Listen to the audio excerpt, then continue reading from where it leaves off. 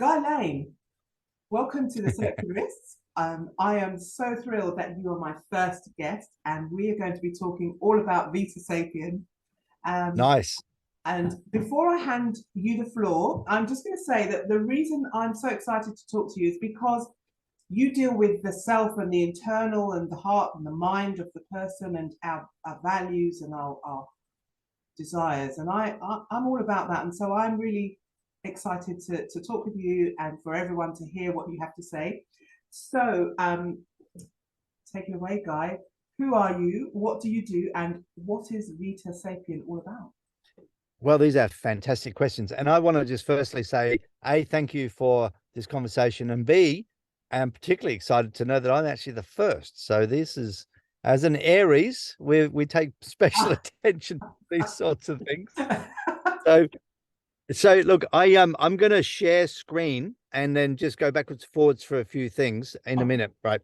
So to answer the question, so Vita Sapien is a registered charity that advances Lifewise philosophy. Okay, so we'll come to the detail, but let me just give a little bit of backstory as to how I came to be here. So this is where I'll share the screen. Let me just see if I can press this button and I go like that. Share screen is host disabled participant screen sharing. Okay, so you have disabled my capacity to share the screen. Do you know how to fix that? So you have a look at that, and I'll give you a bit of a backstory. So my father worked in the British Air Force in a unit called Bomber Command, and in 57 Squadron, and he was working with Victor bombers. And Victor bombers was a big plane that was designed specifically to drop nuclear bombs on Russia in the Cold War. And part of his job was to go onto these planes and to, fix things and just make sure everything was working. And he told me a few times that he'd actually crawl into the bomb bay of the plane to fix something, and it would actually rest on the nuclear bomb as he fixed the plane, right? Which goes some way to explain why he died of a rare cancer at the age of 63, but notwithstanding. So as a 12-year-old and 13-year-old kid, I had a better understanding of nuclear weapons than most adults do today. All right. So at 12 years old, I could talk competently about nuclear posture, about mutually assured destruction, about 3-minute warning, fission fusion devices, the triad, all these things. I knew about nuclear weapons, and I knew at the age of about 12 that humans could annihilate humans. It was just something that I grew up with. It wasn't some scary thing. It was just knowledge, right? I just knew it. I just knew what that piece of truth. At around 14, I think he gave me a copy of a book called Earth Abides. And Earth Abides is a story about a guy called Isherwood Williams, who goes off on this reef search project in the mountains around the back of Los Angeles or somewhere. And he gets bitten by a snake, and it's weeks and weeks. It's like months before he finally gets back to civilization. And when he gets back to civilization, he finds that everyone's dead because of a pandemic. All right. And so the story Earth Abides is about how Isherwood meets these very few survivors, and they kind of reestablish some sort of a civilization. So at the age of around 14, it was clear to me that nature could kill off humans. Right. Okay. Humans can kill humans. Nature can kill humans.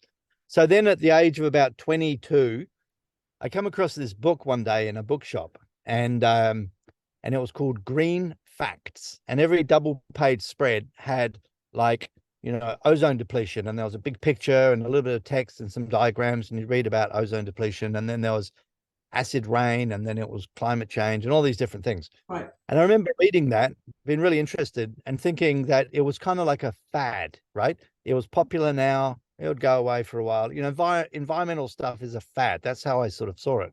Right. Age 23, I get a job in the oil industry, and I'm working on offshore oil exploration. And my first job, 2 months at sea, is off in Taiwan. And so I spent a lot of time on the shore in Taiwan, a lot of time on the boat around Taiwan. And Taiwan, this was 30 years ago, right? So was annihilated. Like the river had been turned into a concrete trapezoidal watercourse, and the cities were just like polluted as like anything, with blue smoke from the 4-stroke engines. And the fishing boat harbor had sunken boats and 2 inches of oil in it. And Wow. this was the nation that was pushing out the big Pacific fishing fleet with the big ghost nets, the 150-kilometer long monofilament nets that were just annihilating everything. And this was the economic. This was the. I was reading Newsweek magazine. This was the Asian tiger economies. This was the economic development model for the rest of the developing world, which is to annihilate everything in order to create financial wealth through your capitalistic model. Right. And all of this percolated in my mind, and the Green Facts book percolated. And at the end of the trip, 6 weeks after we started, I'm on the bow of the boat as we're leaving Taiwan, and we're steaming back to Singapore. We've been looking for oil, right? It's an oil exploration ship. Right. And I'm resting on the bow. We're 10 miles off the coast. It's evening. It's beautiful. It's dusk. The boat was really clean. It was like freshly white paint. And I'm leaning on the bow, and I look down, and there is plastic bag after plastic bag after plastic bag, just as if they were a ship ahead of us, throwing them off the back. And we were 10 miles off the coast. And I had a sense then, something shifted in me. I had an awakening, not a rational awakening, an emotional, spiritual awakening that completed that little list, right? Humans can destroy humans. Nature can destroy humans. And what I realized was that humans can destroy nature. Right. In that moment, did you have that realization? Did it hit you in that moment?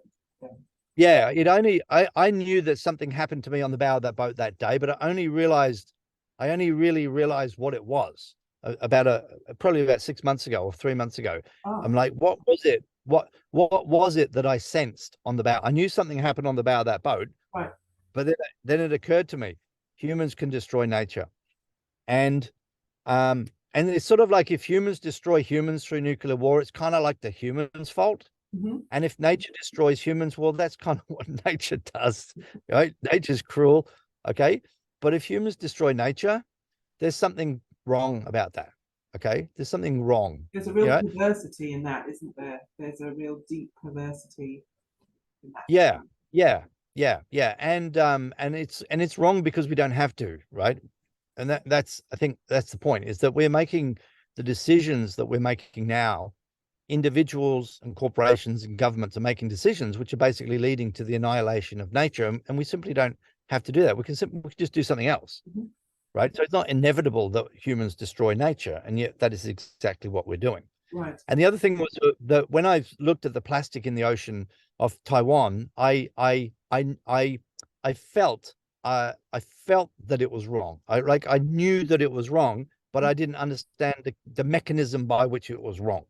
So I went off and I bought, with the money that I'd made raping and killing the planet, because we did a lot of, we dropped engine blocks over the side. We dropped hundreds of liters of hydraulic fluid into the sea off the coast of Taiwan. We drove a 900-ton oil exploration ship onto a coral reef, having dragged all of our gear, the big stainless steel air guns, crashing through the reef. I was standing on the deck of the boat looking. I'm like, wow, the water's really shallow here. And the big stainless steel air guns, this is a seismic ship, so it blasts air into the water to make a loud noise, and the noise penetrates into the seafloor, and the big long cable out the back with microphones in it picks up the echo, and you can then figure out what the seafloor looks like, or what's underneath the seafloor. Right. So this streamer cable, 3.5 kilometers long, about this sort of round, full of kerosene and cables and microphones. We dragged that through a coral reef, absolutely shredded it to pieces. So all the Caro went out into the reef, and we actually drove the ship onto the reef. This is after we'd used the big stainless steel air guns as a battering ram to smash it down. So, and nobody got in trouble, right? There wasn't, it was like 2 days downtime and a bit of extra cable oil and a few extra sections of the cable. It was no big drama. So we were materially smashing the shit out of, excuse my language, out of this coral reef off the coast of a little island off Nias Island off Sumatra in Indonesia, 1993 thereabouts. And nobody got in trouble. It wasn't even really, it didn't even feature as a, it didn't even feature in the conversation around the bar when we finally got back to port. So this sort of annihilation of nature and all of the plastic trash that we threw over the side. Right. I joined this ship, the Western Pacific, it was called the Western Pacific, in Singapore. And I was really pleased to see that there were 3 bins in the mess. So food scraps, recyclables, and stuff for landfill. Okay. Great, because they'd done a job in Japan. So our job, the next job, was actually in Indonesia, where they didn't actually have environmental regulations. And I'm sitting in the mess hall one day, it's a true story, and the cook comes out with a plastic bag and he empties all of the 3 bins into the same bag. I'm like, that's not how you do it. So I followed him up onto the deck and he throws it over the side. And I'm like, what? And I said, what are you doing? He said, oh, it's okay. He said, Chinese cook. He said, it's okay. He said, fish, eat. Oh, So anyway, so that set me off on the journey of trying to understand, the big questions of life and earth. And I went and with the money that I made in the oil industry, I bought a yacht, and I went to university and I lived on a sailing yacht on the Brisbane River for 6 years to do a environmental science degree. And then I went off and got jobs in environmental consulting, set up a sustainability advisory business that I ran for about 6 years. That got caned by the global financial crisis. All my clients basically went broke or just stopped paying. And then I started writing novels and different things. And then later on, I went to do a master of business to try and sort of like solidify, because I'm an entrepreneur. So, I set up the little the clean tech advisory, and then I set up a couple of other companies. We had a company selling biodiesel. We were bringing 40,000 liters tankers of biodiesel from Brisbane into Townsville. This is in northern Queensland. right. And I had another business that was involved in air travel carbon offsets. So I was involved in all these different things. Anyway, so if I can just like zoom through to this point, was in 2015, the Pope wrote this document called Laudato Si, which was a papal teaching, an encyclical, right? And the Pope wrote a document that said, killing the planet is sinful. And I'm like, great, that's great, right? 1.2 billion Catholics, right? The largest of the world's religions, hierarchical structure, big, powerful, almost like a king sitting at the top, says we're going sustainable, problem solved. But a year later, the Pope visits Poland, and instead of taking a train, which is 1,200 kilometers from the Vatican to Poland, he flew there on an Airbus A380, a private jet. And I'm like, aha. So I'm like, whoa, this is really interesting. Like the mainstream religions, I realized at that moment, this is in 2016, August 18, 2016. I'm like, these guys cannot change far or fast enough to make a material difference. So that frame of spirituality, the mainstream religions are stuck because their founding documents predate the scientific revolution, the Anthropocene, right? And they've built up thousands of years of practice, which is often really hostile to the environment, right? And so I started looking at New Age spirituality, and there's practically nothing in there which has anything meaningful to say about the Anthropocene crisis. Right. And so the whole sort of framework of spirituality was completely devoid of anything really meaningful to actually help us deal with the very specific climate and ecological crisis that we're facing now. Right. And so that was really what led me to, I wrote an article on LinkedIn and I posted it. This is on the 18th of August, 2016. And it said, and it basically said, if we're going to have religions, we need a religion devoted to Gaia, right? Gaia being like Gaia as in Mother Nature. So that was sort of the path that I started on. But then a few years ago, I realized that what we actually needed was not a religion. It was actually a philosophy, because the thing about the difference between a philosophy and a religion is really that a religion is kind of dictatorial. We didn't need to be telling people what to do. We needed telling people what they might think about if they wanted to achieve a certain outcome. And so the work that I'm doing now with Vita Sapien is a sustainable life philosophy. And if you imagine the tradition, it fits amongst Buddhism and Taoism and Stoicism. These are non-religious life philosophies. And so Vita Sapien sort of fits in there as what we're calling lifeism. So the word Vita Sapien is Latin for life wise. So the philosophy is called Lifewise Philosophy. And that's really what I've created. And then that becomes a foundation from which a whole bunch of different activities can occur. So am I thinking correctly then that Vita Sapien can sit alongside and complementary to any faith that someone might have? You could have faith, and then Vita Sapien is your philosophy about your relationship with the earth. Would that be Yeah. fair to say? So that was absolutely right. Because what I realized was if I wrote something that was hostile to, for example, Christians, then that's like 2 billion people that won't be adopting a sustainable life philosophy. Right, So the framing of it has always been is that this is complementary to the mainstream religions. right, This is complementary to atheism, right? For right, example. right. And look, if you were to read some of what's in there, you know, we've got there's sort of three major sections to the philosophy. There's a worldview, which Mhm, is grounded mainly in like environmental sciences. mhm, There's a spiritual view, which is grounded in like ecological spirituality and sort of input from like indigenous spirituality. mhm. And then there are some practices. Okay, so there's the three parts. So if you were to read the sort of opening sort of chapter about life evolving over 3.8 billion years, then I was talking to a woman. I've been at a speaking trainers class the last few days, and this woman came up to me and was talking, and she was a Christian, Mhm. and she said, "Look, I really believe that the world was created in 6 days by by God." I don't know. There's no problem for you to believe that, right? With respect to you also having a deep affection for nature, Right. all right. Although there's sort of a complication in a way because what you're effectively doing is basically pushing aside science in order to bring in another belief system, but it's not a problem. You can have. I met a guy a while ago actually who had a PhD in forest governance. This guy was a machine. Every day he moved up to central Queensland or central New South Wales where there was this big logging of old growth forests, Mhm. and every day he was in there battling, dealing with writing science papers, attending conferences, dealing with forest governance, right? Absolutely, like as Vetan as you can get, right? Vetan is a Vita Sapien person, right? And and in the evenings he'd sit down and talk to me about Christianity. He was a Christian Vetan. Okay. So you can have Christian Vetans, atheist Vetans, you can have people that don't agnostic Vetans, people that don't really know much about that whatsoever.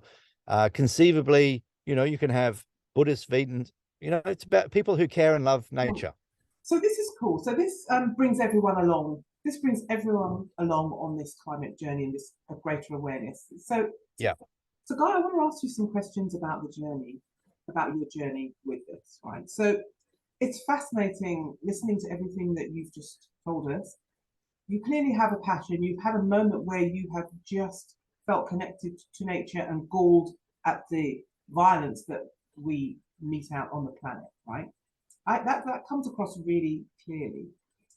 So, a couple of thoughts. First thing I'd like to ask you is this journey. So, you embarking on this mission to raise awareness and to save us from the worst effects, worst impacts of climate change. What is the hardest thing you've had to go through on your journey? What's been difficult? Well, it's funny actually, because yesterday was like really challenging for me. I was at this speaking event. It's about platform speaking, where you basically bring an audience in and then you sell them on an idea or goods or services. So they teach you to sell, close from the stage and sell from the stage. So there was 71 people in the group. There was myself and Nick, who's my co-director in Vita Sapien. Mhm. And the other 69 people were moderns. So we use a framework called cultural creatives that sees three broad psychographics in Western society, psychographic being the way that people view the world. Mhm. And most people are what they call moderns. Mhm. Moderns don't really sort of acknowledge that there is actually a climate crisis. They just don't really get it because they're really focused on, they make money and they've got nice houses and they pay their mortgages and they're and then you got 35% of the public are cultural creatives who are really aware of women's issues, children's issues, environmental issues, and so forth. So I spent 3 days in a pressure cooker with moderns, How's and that been? well, it was like it was like really frustrating because it's really difficult to talk about climate and how they could incorporate these ideas into their lives and into their businesses because they just don't see that there's actually a problem, right? The problem for them is that they haven't got enough money. And I was sitting across the table from this guy who'd got up and did this absolutely brilliant like piece of, he's a comedian, he was funny, he did like this little improvised speech and everyone was laughing and he was handsome and he was charming, and he was, well off. And I'm like, fuck, I want this guy on my team. And he was a crypto trader. And I said, hey, I'm a bit famous in the crypto community because I was the first person. This is a true story. In 2013, I've got a background in carbon auditing through my consulting work. And so I started to get interested in carbon footprint of the Bitcoin mining network. So to have Bitcoin, you run these computers. There's something weird about it because as the value of the crypto goes up, as the value of the Bitcoin goes up, the energy consumption goes up. Yeah. Right. And so I was explaining this to him, and I said, if Bitcoin gets to $1 million, it will be sucking up 30% of the world's electricity supply. And he says, yeah, that sounds fine. I'm like, what are you, fine? What? And I'm like, oh, right. So later on. So this leads nicely on to my next question, which is this. Yeah. All of us who embark on planet-minded ventures face this generalized apathy in the world. They're not feeling, most people are not feeling the urgency. It's way off, it's over there, it's not in our line of sight. And there is this lack of engagement and energy. How do you cope with that? How does that make you feel? And how do you cope with that? And what ideas have you got for how we can move forward? Well, how that made me feel was I left early on the last day of the event. I left 3 hours early, and I went down to the bar and I bought myself a glass of red wine, and I sat there and I just embraced the the fury, right, and the sadness, and the anger. I sat with it, and then and then later on that night, I sent a couple of terse emails to a couple of people who I cared about.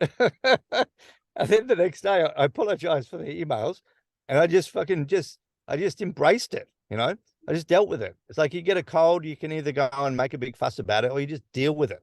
So I just sat with the emotion of it. It's deeply frustrating. Is that my 20 years? I haven't spent 20 years learning how to make money out of cryptocurrency. I've spent 20 years, well, the last 30 years really, from my epiphany, so the ecological awakening on the bow of that ship, up until this point in my life, I've spent my whole life trying to understand what the nature of the problem, what we can do to fix it. Yeah. And so when you face to face with this incredible talent, this beautiful, awesome dude who just simply don't get it. Right. And I'll probably never be able to convince him. You just got to just embrace the fuss, the sadness and the frustration and the pain. I feel your pain. I feel your pain. I think all of us who are circularists, who are embarking on something and turning our life over to this cause, feel that same pain that we've just seen in you. Yeah. And it's at the beginning of the video when you're describing the violence towards the coral reef by those massive sea vessels. I was on the brink of tears. That's how I feel. This is how it gets us. This is where it gets us. It's very painful. What can we do about this? What can we do about this? Well, you just got to letting people see us. Yeah. So coming back to Vita Sapien as a philosophy that sits alongside Buddhism. Okay, so Buddhism, the primary sort of driver of Buddhism is to reduce suffering. And so a part of the poverty vows that the Buddhist monks hold is because when you don't aspire to have anything, you've got nothing, there's nothing to sort of lose, right? And so then alongside Stoicism, which is the ancient Greek philosophy, which arose around about the same time, around 3,500 years ago, but in ancient Greece, and this is Zeno of Citium and Stoics that used to sit around on the steps of the steps of this building were called Stoa. So they were called the guys that sit on the steps arguing about philosophy, right? The Stoics. Right. And so one of their primary key points is to basically use adversity to your sort of your advantage, or the expression is the obstacle is the way. Okay. So I'm sitting there trembling with, anger and fear with my glass of wine. And I'm like, well, that's my life mission. See, what was really interesting about being in that workshop is that Nick and I went into that workshop with a plan to sell our workshop. You know, we're going to do we want to do a 3-day in-person Vita Sapien workshop. That's what we're leading to. Right. But the idea was we'd actually pitch that to cultural creatives, right? Okay. And then what I realized was, in a way, cultural creatives they already kind of know this stuff, and like they're already on board, right? I mean, obviously they could benefit from the depth and the breadth of the philosophy. Yes. But what we really need to do is we need to sell this philosophy to the moderns. Yes. Right. So the obstacle is the path. And so I guess what came out of the emotional turmoil of that was kind of like a new strategy to get these bastards, right? You know, to find a way to appeal to these people who don't understand that there is a problem. And right? so what is that and way? also Sorry, go ahead. So what is that way? Are you working on that, or has that become clear? Well, I mean, it only really occurred to me as actually the right challenge. Okay, so going out to your own tribe and then selling them a new version of what they're already doing is one thing, right? But actually going out to the neighboring tribe and bringing them into your camp, that's a great challenge. But there's also, there is tons and tons and tons of money out with that group of people who are spending squillions of dollars on all sorts of stuff when they could just as easily be spending it on environmental sustainability stuff, right? So there's a market opportunity there apart from anything else. Right. And this is a point that I want to make, which is really important, is that, you know, in my surveying of the world of spiritual things, and philosophies, and you spend time around people who would use the word eco-spiritual, there it is a counterculture to mainstream. Okay. And it is so foreign to mainstream that there's kind of no real middle ground. And one of the things that you find in the eco-spiritual sort of camp is this disavowal of wealth. So there's a lot of sackcloth mentality. Yes. Right.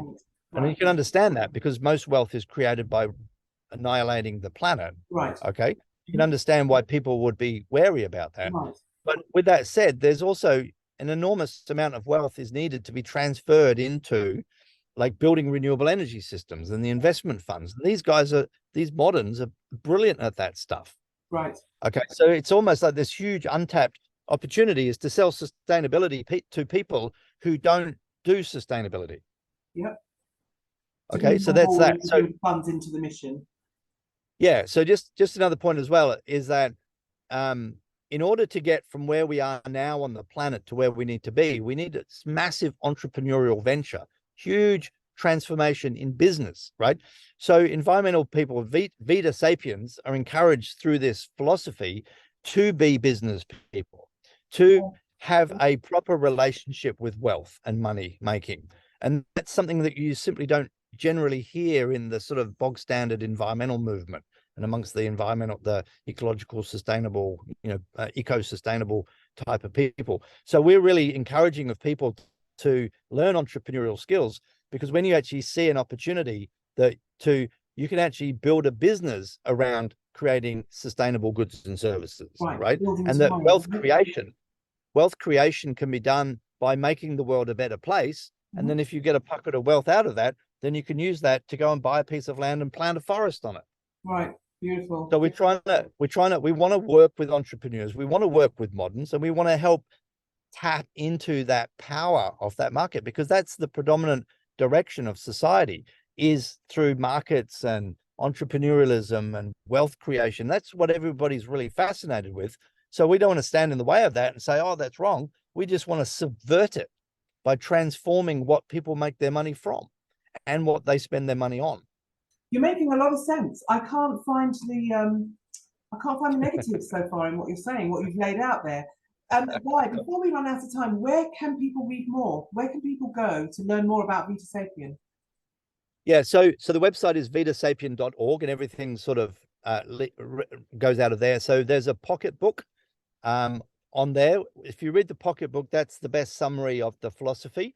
It's actually it goes through a a review every 3 months or so, Mhm. and it's going through a review at the moment. So sometime in the next week or so, there'll be a different version. It's the Okay. same story, it's just sort of packaged differently.